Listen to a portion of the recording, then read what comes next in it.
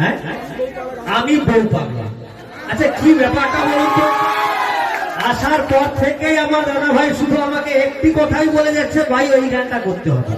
কেন? আচ্ছা দাদা ভাই, বৌদি কি খুব জানে এত বউ পাগলা করছে কেন? আমি বউ পাগলা। আচ্ছা বউকে তো সবাই ভালোবাসে, ভালোবাসে না? কে কার বউকে ভালোবাসে না? সবাই ভালোবাসে না।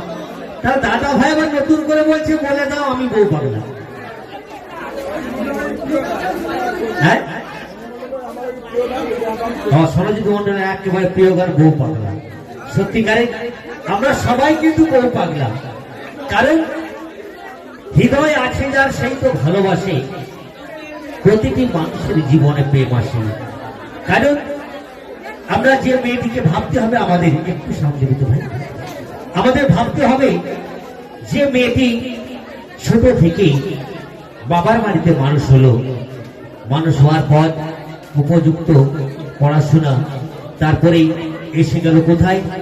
বাবা মাকে ত্যাগ করে স্বামীর হাত ধরে শ্বশুরালয়ে।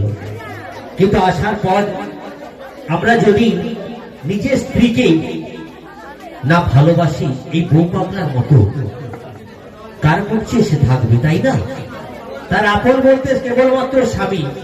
আর যদি কোনো মেয়ের স্বামী হারিয়ে যায়, চিরতরে চলে যায়, তার দেখবেন মাথার উপর ছাতা তার থাকে না, তার কোনো মূল্যই থাকে না। তাই দাদা ভাই যে বলেছেন বউ পাগলা, আমরা যেন প্রত্যেকের জন্য প্রত্যেকেই বউকে এইভাবেই ভালোবাসি, বউ পাগলা হিসেবে, তাই না? তো আমরা কি বলি, চলুন। বলে না সে ও গো হ্যাঁ গো, আরে বাবা ওইটাই বউ পাগলা। বলে না সে ও গো হ্যাঁ গো, আপনাকে বলে বৌদি ও গো হ্যাঁ গো বলে? নাম ধরে ডাকে না? ডাকে ধরে না। আমাকে যদি চাপ বলে সে যুগের পরিস্থিতিতে আমিও বলি জান, আমার কিডনির হলে সর্দি কাশি।